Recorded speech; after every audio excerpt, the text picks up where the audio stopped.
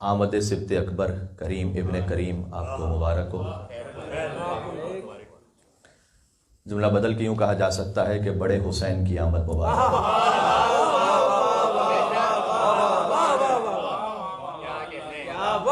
یہ کہنا بجا اور درست ہے کہ 15 رمضان المبارک سن 3 ہجری بڑے حسین کی آمد ہے، اور 3 شعبان المعظم سن 4 ہجری چھوٹے حسن کی آمد ہے۔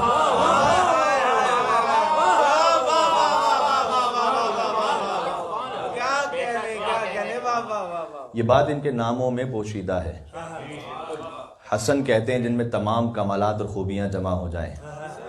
میں آپ کے سامنے احادیث کو عرض کروں گا۔ لو کان العقل رجلا لکان الحسن، اگر عقل مجسم صورت میں ہو تو وہ حسن ابن علی ہے۔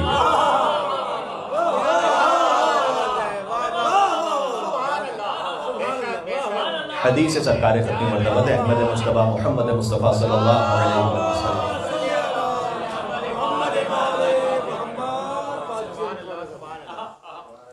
سورہ نحل میں آیت ہے کہ سخر لکم اللیل والنہار والشمس والقمر والنجوم مسخرات بامرہ ان فی ذلک لآیات لقوم یعقلون۔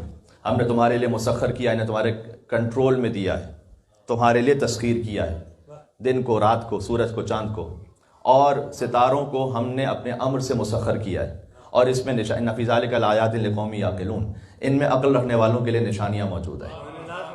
تو سورج و چاند و شمس و قمر اور نجوم یہ اللہ سبحانہ وتعالیٰ نے انسانوں کے لیے تسخیر فرمائے، اور اس میں عقل رکھنے والوں کے لیے نشانیاں ہیں، اور عقل اگر مجسم صورت میں آ جائے تو وہ حسن ابن علی ہے۔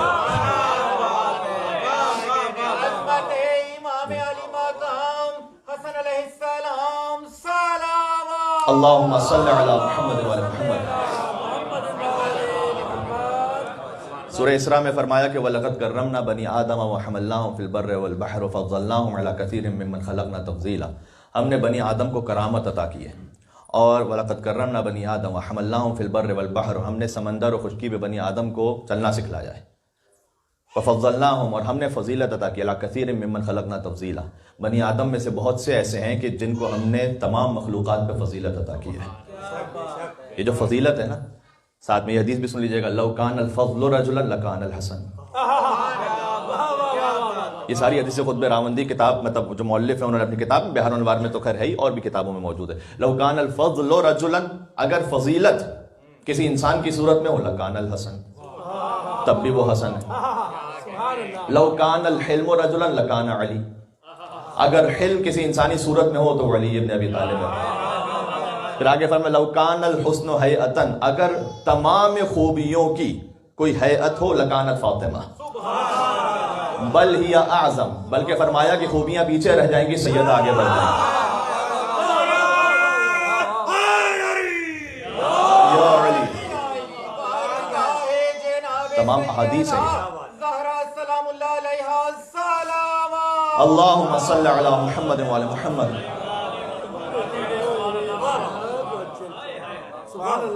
چاہتا ہوں تقریباً بہت زیادہ طول کلام نہیں، بہرحال روزہ بھی ہوتا ہے اور پھر نیکسٹ ڈے ورکنگ ڈے بھی ہے، یا علی، تو میں چاہتا ہوں کہ مختصراً لیکن کچھ مفید گفتگو ہو جائے۔ وہ یہ کہ فرمایا حضور نے کہ اگر عقل کی کوئی صورت ہے تو حسن ہے۔ اب تعجب نہ کیا جائے کہ حسن نے صلح کیوں کی تھی، کیونکہ مجسم عقل حسن ابن علی ہے۔ یہ اس بات پر مجھے شدید اعتراض ہے جو پاکستان میں بعض اوقات حتیٰ ٹی وی چینلز پر ہو سکتا ہے کہ کوئی اس نے زن کرتے ہوئے یا اچھی نیت کے ساتھ یہ کام کرے، اور ہو سکتا ہے کوئی کسی ایجنڈے کے ساتھ یہ کام کرے۔ بینرز بھی لگے ہوتے ہیں زیادہ تر برادران اہل سنت کی طرف سے، اور ٹی وی چینلز پہ بھی آتا ہے۔ جب امام حسن علیہ السلام کا ذکر آتا ہے، ولادت کا ان کی، تو کہتے ہیں شہزادہ امن، شہزادہ امن حسن ابن علی۔ اس سے آپ کیا کہنا چاہتے ہیں؟ شہزادہ امن حسن ابن علی۔ اب ایک جملہ آپ کی خدمت میں ہدیہ کر رہا ہوں، شاید کسی قابل، ذرا غور فرمائیے گا۔ دیکھیں، نہ حسن شہزادہ امن ہے کوئی، اور نہ حسین کوئی شہزادہ جنگ ہے، نعوذ باللہ۔ فرق حسن اور حسین میں نہیں ہے، فرق یزید اور معاویہ میں ہے۔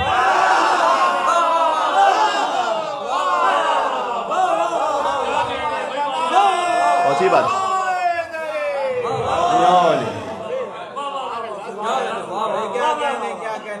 ہے، حقیقت ابدی مقام شبیری، بدلتے رہتے ہیں انداز کوفیوں۔ اب اس کی تفصیل اپنے مقام پر کہ یزید و معاویہ میں فرق کیا تھا۔ اور کیوں امام حسن علیہ السلام نے سلوک کی اور کیوں امام حسین علیہ السلام نے جنگ کی. لیکن شہزادہ ام سے تعبیر اگر یہ کسی ایجنڈے کے تحت ہے کہ اس میں نعوذ باللہ من ذالک امام حسین علیہ السلام کی شخصیت کو ملائن کیا جائے اور امام حسن کو بطور ام کے شہزادے کے پیش کیا جائے, ایک جملہ یاد رکھیے گا اور بھی کہ در حقیقت امام حسن کی صلح وہ باطل کے خلاف جنگ ہے اور حسین ابن علی کی جنگ انسانیت کے لیے امن ہے.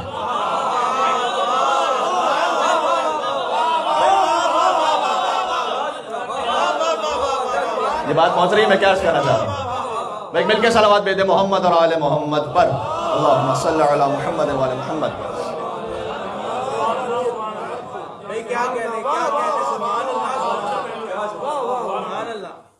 آپ مجھے کوئی جعلی روایت بھی نہیں بتلا سکتے کہ کوئی ضعیف روایت بھی نہیں بتلا سکتے جہاں طول تاریخ میں لکھا ہوا ہو کہ امام حسن اور امام حسین علیہ السلام کے درمیان کبھی نعوذ باللہ اختلاف ہوا ہو.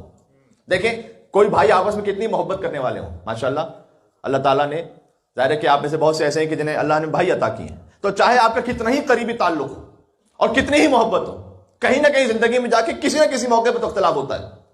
چاہے وہ اختلاف آگے جا کر باقاعدہ کسی مثلا بڑے معاملے میں انشاءاللہ تبدیل نہ ہو اور قطع رحمی نہ ہو انشاءاللہ, لیکن کہیں نہ کہیں کوئی اختلاف ڈفرنس اوپینین ہو جاتا ہے, اس کے بعد میں صلح صفائی ہو جاتی ہے. کہتے ہیں ٹھیک ہے we agree to disagree, ٹھیک ہے, لیکن 47 برس کی زندگی ہے امام حسن کی امام حسین السلام کے ساتھ, ایک لمحے کے لیے بھی یہ بھائی جدا نہیں ہوئے. یعنی یہ آیت تطہیر میں ساتھ میں ہے, چادر تطہیر میں, یہ مباہلہ میں ساتھ میں گئے ہیں, یہ اپنی والدہ کے ساتھ ہیں, اس کے بعد یہ کوفہ ساتھ ہجرت کر کے گئے, جنگ جبل میں ساتھ ہیں, صفین میں ساتھ ہیں, نہروان میں ساتھ ہیں, کوفہ سے واپس دوبارہ مدینہ آئے ہیں, ساتھ ہیں. ایک لمحے کے لیے بھی جو دو بھائی آپس میں جدا نہ ہوئے ہو, کوئی ایک موقع آپ نہیں بتلا سکتے کہ آپس میں کہیں کسی بھی قسم کا کوئی اختلاف ہوا ہو, بلکہ ہمیشہ ایسا ہوا. تاریخ میں لکھا ہوا ہے بات, یہ فقط حفظ مراتب کے لیے میں خطابت کے عنوان سے نہیں کہہ رہا, لکھا ہوا ہے تاریخ میں کہ امام حسین علیہ السلام ہمیشہ امام حسن سے ایک قدم پیچھے چلا کرتے تھے.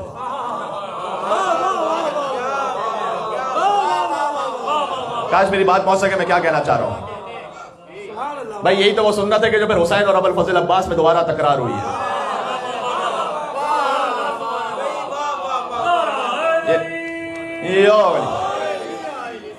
رشتوں کا ادب نبھانا ہے اور سکھلانا ہے اور سیکھنا ہے اور اپنے گھر میں اسے اپنانا ہے. حسن اور حسین سے سیکھو. ایک لمحے امام حسین علیہ السلام ہمیشہ اپنے برادر بزرگ سے ایک قدم پیچھے چلا کرتے تھے, اور تاریخ میں لکھا ہوا ہے کہ کوئی ایسا موقع آیا نہیں کہ جب امام حسن موجود ہو اور مولا حسین نے کوئی خطبہ ارشاد فرما دیا ہو. امام حسن کی موجودگی میں امام حسین نے کوئی تقریر شروع کر دی ہو یا کوئی خطبہ ارشاد فرما دیا ہو. بھائی کہ امر امام حسن علیہ السلام آ جائے وہ ایک الگ بات ہے, لیکن کبھی ایسا نہیں ہوا کہ امام حسن کو گویا بائی پاس کر کے امام حسین نے کوئی اپنا کلام شروع کر دیا ہو. یہ بالکل ویسی مثال ہے کہ جب تک حضور ظاہری طور پر حیات تھے کبھی علی ابن ابی طالب نے ان کے سامنے سلونی کہا ہی نہیں تھا.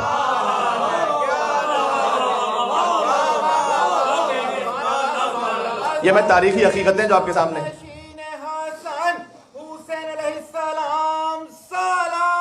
اللہم صلی علی محمد و آل محمد.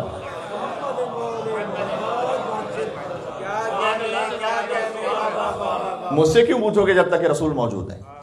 جبکہ اگر مولا علی سے بھی پوچھا جاتا کہ آپ اس کے بارے میں علم رکھتے ہیں تو حضور سامنے ہوتے کہ خدا اس کا رسول بہتر جانتے ہیں. علی ابن ابی طالب اپنی ذات کی بڑائی کا نام نہیں ہے, علی ابن ابی طالب رسول اللہ کے فضائل کے اظہار کا نام ہے.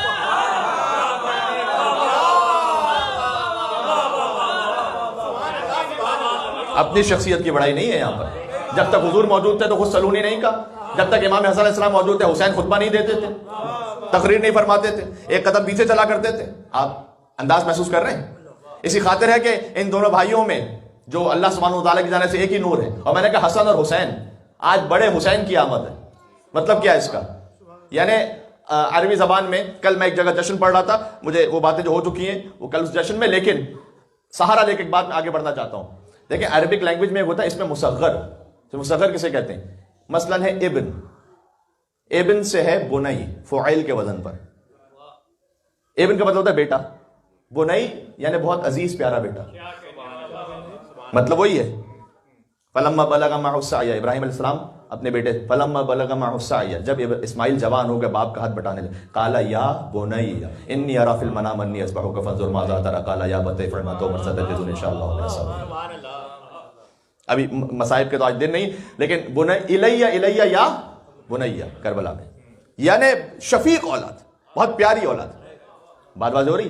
فعیل کے وزن پر. اگر یہ اشیاء میں ہو تو کسی چھوٹی شے کو ظاہر کرتا ہے. دار ہے گھر، عربی زبان میں دار کہتے ہیں گھر کو. دویر چھوٹا گھر، اسی طرح کا ایک چھوٹا گھر. بحر کہتے ہیں سمندر، بحیر چھوٹا سمندر. یہی بحیرہ عرب جو کہتے ہیں نا اردو میں، یہ انڈین سب کانٹیننٹ کے ساتھ جو سمندر بہ رہا ہے، یہ بحیرہ ہے اصل میں عربی زبان کا لفظ جو بحیرہ ہو گیا ہے.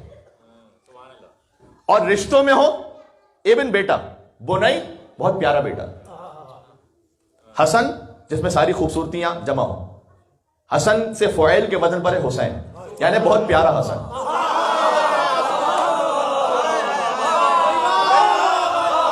کہہ دیا میں نے.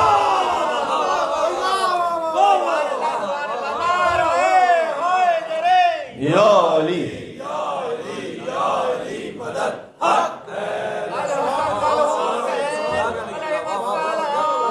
یہ تو میں نام کی بات کر رہا ہوں. اللہم صلی علی محمد وعلی محمد.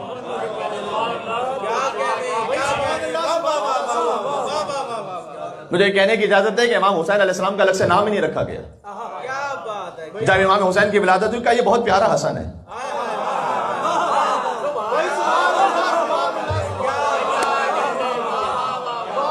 اب سمجھ میں آیا ان مصروں کا مطلب. حسن کو بادشاہ خاص و عام کہتے ہیں، علی کا نائب و قائم مقام کہتے ہیں. دلیل ایک ہی کافی ہے ان کی عظمت میں، انہیں حسین بھی اپنا، جو حسین کا امام ہو وہ حسن ہے. فرمایا کہ بہت ہی پیارا حسن ہے، لہذا کہا گیا حسین.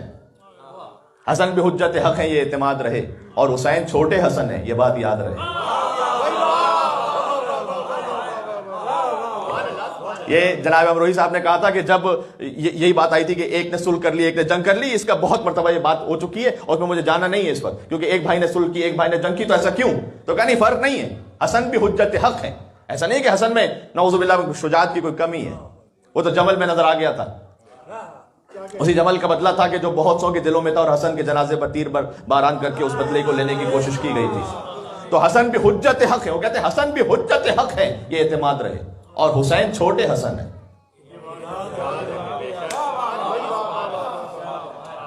کربلا میں جو حسین ابن علی ہیں گویا وہ پیارے حسن ہے جو نظر آ رہے ہیں. جی یعنی جلوہ امام حسن علیہ السلام ہے جو کربلا میں حسین کی صورت میں نظر آ رہا ہے. اب یہ اتحاد سمجھ میں آ گیا. اللہ نے اسی اتحاد کے لے کر رب المشرقین و رب المغربین. وہ دو مشرقوں کا بھی رب ہے، دو مغربوں کا بھی رب ہے. اب قرآن کا ایک ظاہر ہے، ایک اس کا باطن ہے. قرآن کا جو ظاہر ہے وہ ہمیں ترجمے سے سمجھ میں آئے گا. قرآن کا جو باطن ہے جب تک کلام اہل بیت نہ ہو سمجھ نہیں سکتے. قرآن کے باطن میں یہ نہیں کہ میرے مزاج میں آ رہا ہے تو اچھا یہ باطن ہوگا، میرا موڈ یہ ہو رہا ہے تو آیت کا مطلب یہ ہوگا.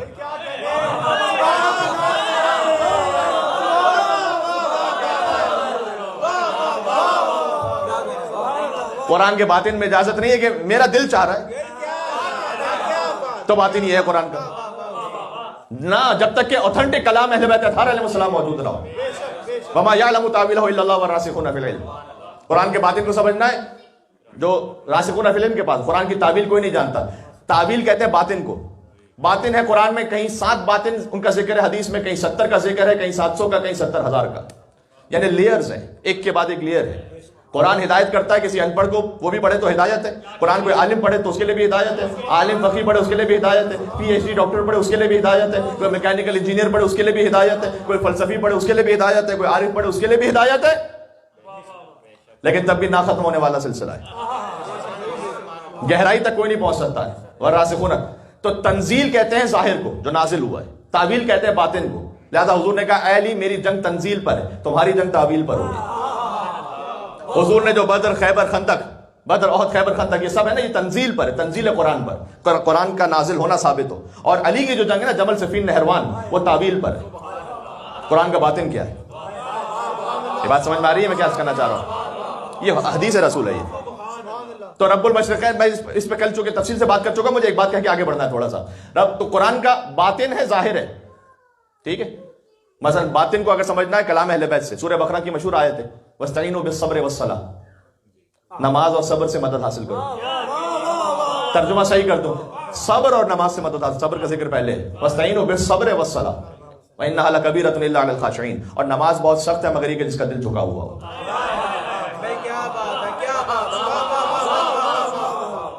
بے شمار کتابوں میں موجود ہے. اب کیا کیا بار بار حوالے پیش کرتا رہا ہوں, لیکن جا کے دیکھیے کتاب میں آیت کا ظاہر یہی ہے, صبر, نماز.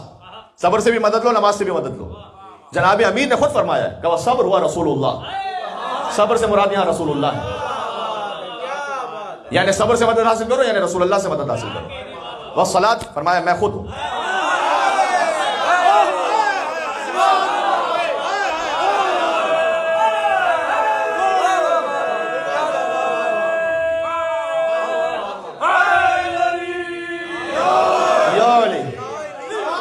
یہ باتیں ہیں.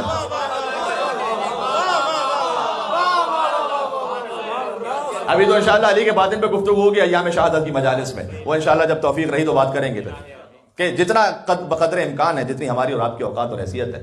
باقی کیا علی ہیں وہ خود نہیں جانتا, سوائے خدا کے اور رسول اللہ, وہ تو کوئی نہیں جانتا. اچھا مجھے بتلائیے گا کہ فرمایا مولا علی نے فرمایا صبر ہے رسول اللہ, ایک سے زیادہ کتابوں میں حدیث موجود ہے, اور فرمایا نماز میں ہوں. اور پھر آگے فرمایا اسی خاطر کہ اللہ نے آگے یہ نہیں کہا کہ نماز اور صبر دونوں سخت ہیں مگر خاشعین کے لیے, فرمایا نماز سخت ہے. سن رہے ہیں آپ یا نہیں سن رہے, میں کیا کہنا چاہ رہا ہوں, ہے تو یہی.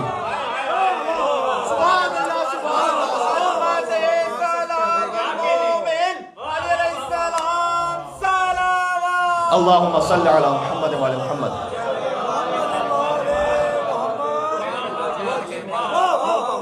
انہما نہیں ہے کہ یہ دونوں سخت ہیں, تسنیہ کی ضمیر نہیں ہے, واحد کی ضمیر. انہا نماز سخت ہے فقط. مولا نے خود اس حدیث میں فرمایا کہ اس لیے کہ مجھے ماننا سخت ہے. فرمایا حتیٰ ناصبی ہیں, وہ رسول اللہ کو ناصبی کا لفظ امام نے استعمال کیا, کہ قدریہ ہیں, مرجیہ ہیں, ناصبی ہیں. مسلمانوں کے سارے فرقے وہ رسول کو مان لیتے ہیں, اس لیے کہ محمد کو ماننا سخت نہیں ہے. وہ رحمت للعالمین, اللہ نے نظام ایسا رکھا ہے, لیکن میری ولایت کو ماننا سخت ہے.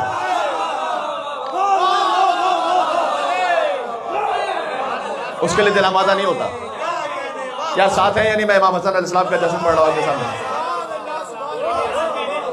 باطن سمجھ میں آ رہا ہے, قرآن کا ظاہر, قرآن کا باطن.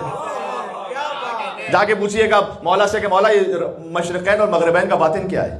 وہ دو مشرقوں کا رب ہے, دو مغربوں کا رب ہے. سورہ مزمل کا رب المشرق والمغرب لا الہ الا ہو, وہ ایک مشرق ایک مغرب کا رب ہے, اس کے سوا کوئی معبود نہیں. سورہ مزمل میں کہا. سورہ معارج میں کہا فلا اقسم برب المشارق والمغارب, میں قسم کھاتا ہوں بہت سے مشرقوں کے رب کی, بہت سے مغربوں کے رب کی. سورہ مزمل میں کہا ایک مشرق ایک مغرب, سورہ رحمان میں کہا دو مشرق دو مغرب, سورہ معارج میں کہا بہت سے مشرق بہت سے مغرب. میرے مولا سے کسی نے پوچھا تھا کہ کیا قرآن میں اختلاف ہے یہاں. میرے مولا نے کہا کہ کتاب خدا اس بات سے اعلیٰ اجل اور عرفہ ہے کہ اس میں کوئی اختلاف ہو. کبھی ریلی مطلب کیا ہے کہ جو سورج طلوع ہوتا ہے مشرق, غروب ہو گیا مغرب, ایک مشرق ایک مغرب. آج کا بچہ بھی جانتا ہے جہاں سے سورج طلوع ہوتا ہے تو آپ کے یہاں اگر مشرق ہے تو کہیں اور دنیا میں مغرب ہو رہی ہوگی.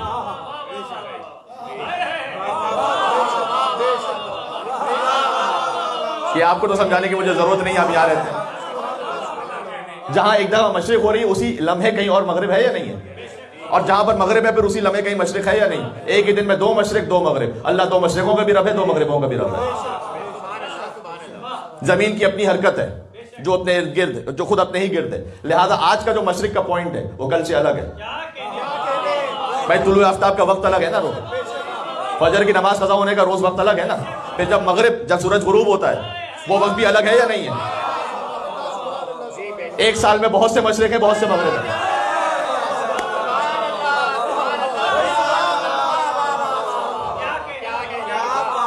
دیکھیں اب اس مزاج سے سنیے گا جس مزاج پہ میں آ گیا ہوں اب سامنے. تو اللہ نے کہا ایک مشرق کا رب ایک مغرب, ایک دن کی بات ہے یہ. دو مشرقوں کا رب دو مغربوں کا رب, ایک ہی وقت میں ایک جگہ مشرق ایک جگہ مغرب, اسی دن ایک جگہ مشرق اور دوسری جگہ مغرب اور, یعنی دو مشرقوں کا رب دو مغربوں کا رب, بہت سے مشرقوں کا رب بہت سے مغربوں کا رب. روزانہ مشرق الگ کا, روزانہ مغرب الگ. یہ تو گیا ظاہر. کا مولا کوئی باطن بھی ہے, باطن بھی ہے. وہ علی ہی کیا جو قرآن کا باطن نہ بتلا, ورنہ علی المال قرآن والقرآن مع علی کا مطلب کیا رہ جائے گا. ایک حدیث موجود ہے کہ قیامت میں جب قرآن آئے گا تو شکل علی ابن ابی طالب کا آئے گا.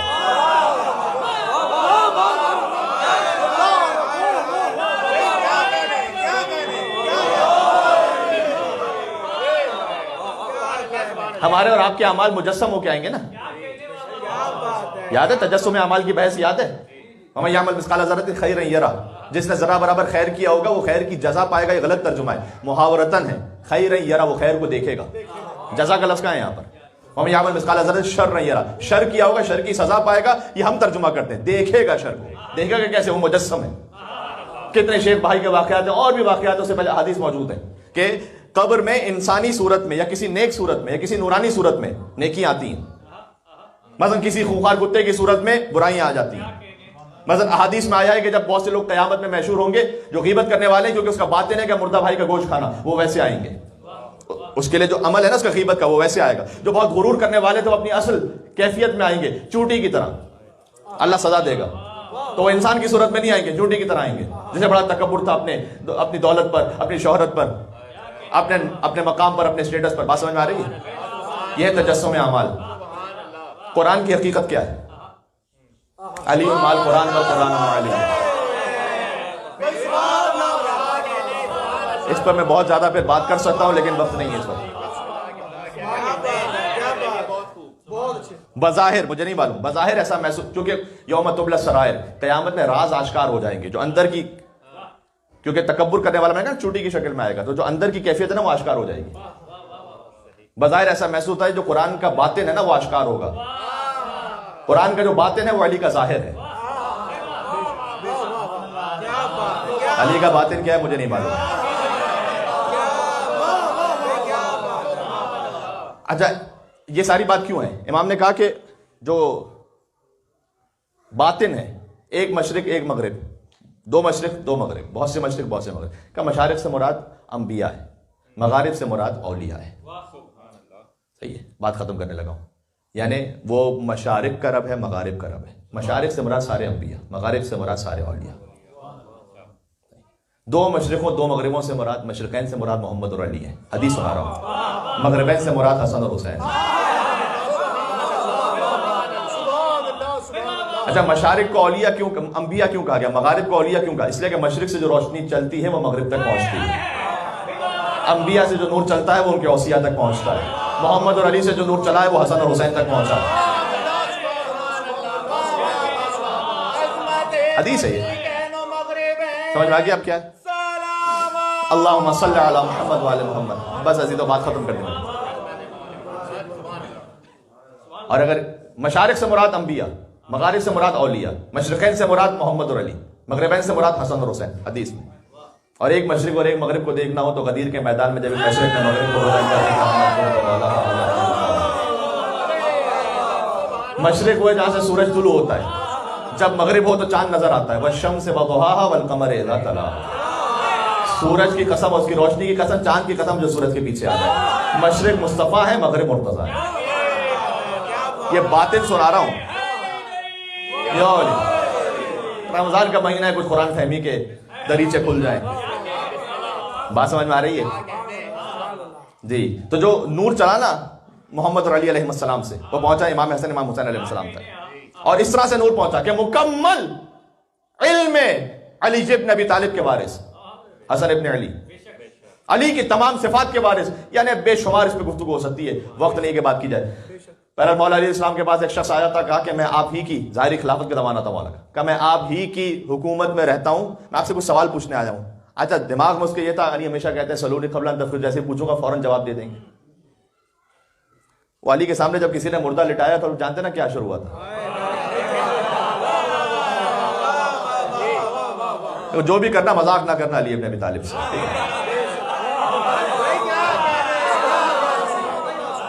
بات پہنچ رہی ہے.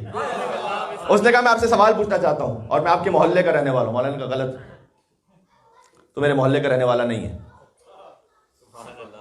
تو معاویہ کی حکومت کا رہنے والا ہے. کہا اچھا کچھ سوالات ہیں میرے. کہا نہیں تیرے سوالات بھی نہیں ہیں.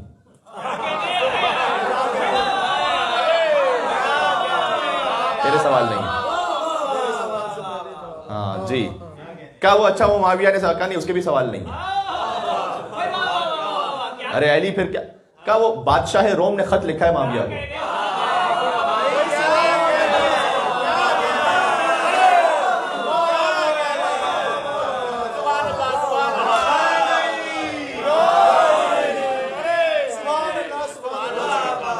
سبت اکبر کا جشن ہے، ذرا چہروں پہ مسکراہٹ آ جائے.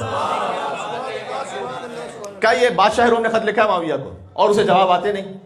اس نے تجھے میری رعایا بنا کر بھیجا ہے کہ علی سے پوچھ کے آؤ.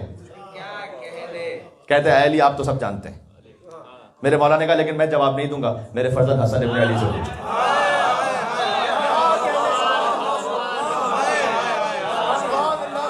کیا بات ہے، حسن سے پوچھ لو. پہنچا مولا حسن علیہ السلام کے پاس، کہا مولا وہ کچھ سوال لے کر آیا ہوں. مولا نے کہا تیرا پہلا سوال یہ ہے کہ حق اور باطل میں کتنا فاصلہ ہے.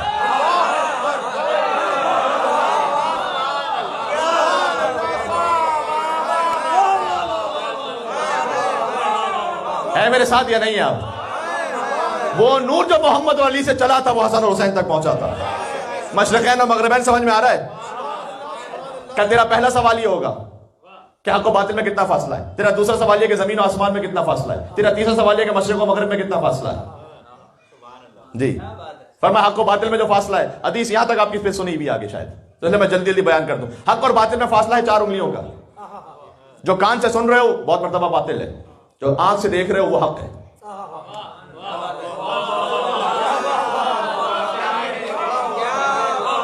سنی سنائی باتوں کو واٹس ایپ پہ فارورڈ نہ کیا جائے.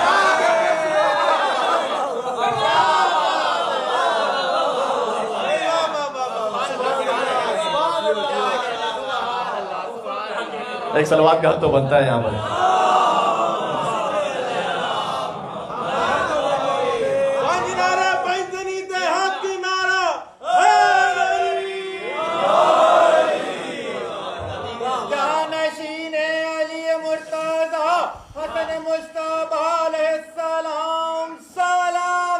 اللہم صلی علی محمد وعلی محمد.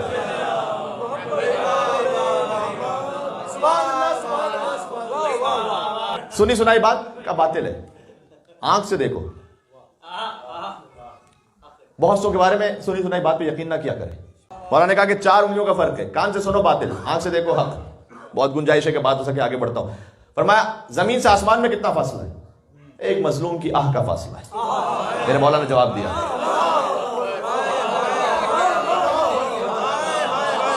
یار یہ جواب حسن ابن علی دے سکتے ہیں. میرے خیال میں 5 سالوں میں پہلی مرتبہ مولا حسن علیہ السلام کا جشن آپ کے سامنے پڑھ رہا ہوں اور میں چاہتا ہوں کہ بات پہنچا دوں آپ تک.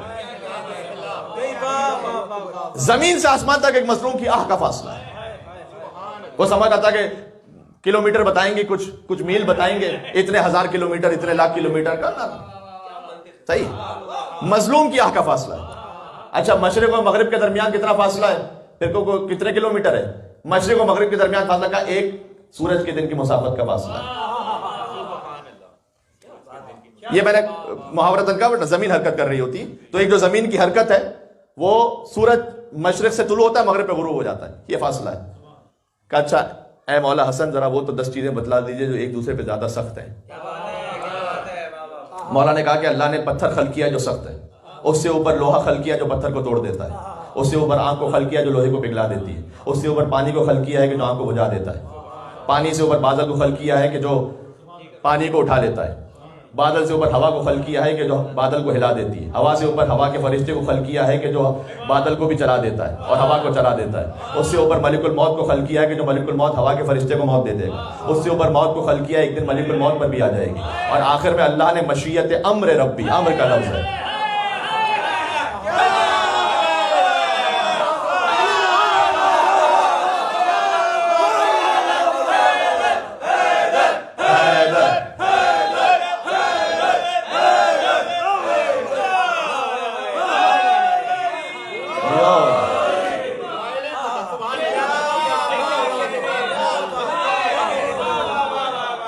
سب سے اوپر کا اللہ کا امر ہے.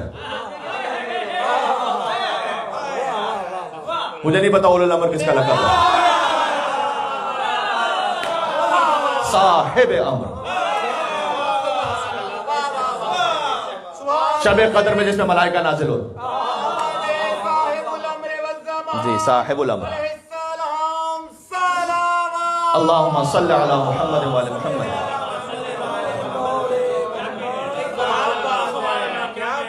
اللہ کا امر یہ کہ انما امرہ اذا اراد شیئا ان یقول له کن فیکون. اللہ کا امر یہ ہے کہ جب کسی شے کا ارادہ کرتا ہے کہتا ہے کن تو ہو جاتی ہے، یہ امر سب سے اوپر ہے جی۔ یہ ترتیب امام حسن علیہ السلام نے بیان کی۔ علم حسن معلوم ہو گیا کہ وارث، اچھا فقط یہ تو بادشاہ روم نے سوال بھیجے تھے نا، اچھا آپ سن لیجئے گا کہ اب یہ ہے امام حسن کی جوانی کا واقعہ جو بھی سنایا، بچپن کا ایک واقعہ سن لیجئے، بات ختم کر رہا ہوں۔ بچپن کا واقعہ ہے، رسول اللہ کے زمانے میں جتنے واقعات امام حسن امام حسین کے، حضور کو پردہ فرماتے ہوئے امام حسن کا جو سن ہے وہ 7 برس ہے۔ جتنی بھی احادیث آپ سنتے ہیں نا الحسن والحسین سید شباب اہل الجنہ، وہ خود جوان نہیں تھے اس وقت ابھی ارشاد فرمائی تھی، وہ خود تو بچپن میں تھے۔ جنت کی بشارت ہونا اور ہے اور جنت کی سرداری کی بشارت ہونا اور ہے، صحیح ہے۔ تو ایک بزرگ ہستی داخل ہوئی مسجد میں، وہ رسول اللہ کے پاس پہنچی اور کہا یا رسول اللہ آپ سے کچھ پوچھنا چاہتا ہوں۔ حضور کی گود میں تھے امام حسن، 5 یا 6 برس کے ہوں گے۔ کہا آپ کیا آج مناسب سمجھتے ہیں کہ میرے فرزند حسن سے پوچھ لیں؟ آپ کسی عالم دین کے پاس مسئلہ پوچھنے جائیں، ان کی گود میں بچہ بیٹھا ہوا، وہ آپ سے کہیں کہ آپ مناسب سمجھتے ہیں ان سے کوئی فقہی مسئلہ پوچھ لیں۔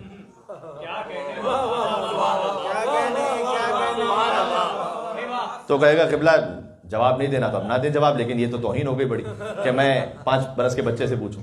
لیکن وہ صاحب معرفت تھے، انہوں نے کہا کہ یا رسول اللہ جو آپ کا حکم ہو۔ بچے کو گود میں لیا اور مسجد میں ایک طرف گئے، کیا پوچھا کیا جواب دیا یہ کم از کم میں نے نہیں دیکھا روایت میں، کچھ سوال و جواب ہوئے۔ واپس آئے تو حضور نے کہا مطمئن ہو گئے؟ یہ اس لیے پوچھا کہ جو داہنے باہنے موجود تھے ان کے ذہنوں میں شکوک و شبہات دور ہو جائیں۔ کہا مطمئن ہو گئے؟ یہ نہیں کہا مطمئن ہو گیا، کتاب میں جو جملہ لکھا ہے کہ یا رسول اللہ ویسے ہی مطمئن ہوا جیسے آپ سے مطمئن ہو گیا، آپ سے۔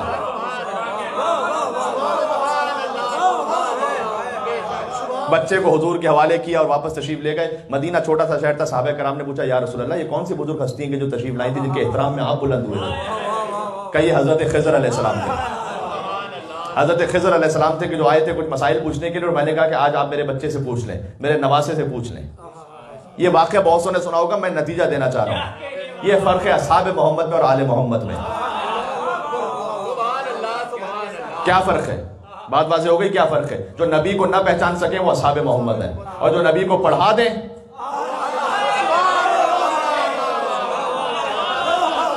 یہ فرق ہے۔ اس شہزادے کے جشن کی مبارکباد آپ تمام کی خدمت میں ایک مرتبہ پھر سے پیش کرتے ہیں۔ عجب مولا کا کرم بھی ہے، مولا کی سخاوت بھی ہے۔ کریم، مولا کا خاص لقب کریم ہے، ہر امام ہی کریم ہے لیکن امام کا لقب کریم ہے خاص، جس کا دسترخوان اس شان کا ہے کہ سبحان اللہ، جس پر ہر خاص و عام آ کر سیر بھی ہوتا ہے سیراب بھی ہوتا ہے۔ اور کریم میرے مولا کی شان و شوکت یہ ہے، یعنی 3 مرتبہ تو واضح طور پر تاریخ میں لکھا ہوا ہے، باقی تو پوری کائنات ہی مولا کی ہے کہ سارا مال اور اسباب عطا لکھا ہوا ہے کہ پیروں پہ نالین نہیں بچے تھی مولا کے، سب کچھ دفعتاً کچھ بھی نہیں بچا، دے دیا رائے خدا۔ ہم سے یہ مانگا نہیں گیا، ہم سے نہیں مانگا گیا، ہمارے لیے مسائل کچھ اور ہیں، لیکن ان کے جو معاملات ہیں۔ اور جب معاویہ کو یہ خبر ملی تو اس نے تنزن یہ خط لکھا میرے مولا کو کہ میں نے سنا ہے کہ آپ نے خود سے جو ہو نہیں سکتا تھا، تو اب امام حسن پر طنز کرنے لگا کہ میں نے یہ سنا ہے کہ آپ نے اپنا سارا مال دے دیا راہ خدا میں، لا خیر فی الاسراف۔ دیکھیں حسن، یہ جو آپ اسراف کر رہے ہیں اس میں کوئی خیر نہیں ہے، لا خیر فی الاسراف۔ اچھا امام نے اپنے لیے نہیں کیا تھا، امام نے تو راہ خدا میں دیا تھا، اس نے کہا کہ یہ جو آپ نے اسراف اس میں کوئی خیر نہیں ہے۔ امام لسان اللہ کے بیٹے ہیں، لہٰذا اس کے نیچے ایک ہی جملے میں لفظ بدل کر جواب دے دیا۔ اس نے کہا تھا لا خیر فی الاسراف، امام نے نیچے جملہ لکھا لا اسراف فی الخیر۔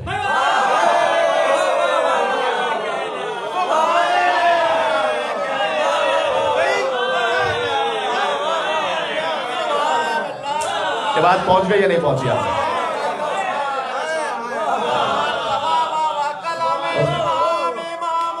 بس بات ختم ہو گئی۔ اللہم صلی علی محمد وآل محمد۔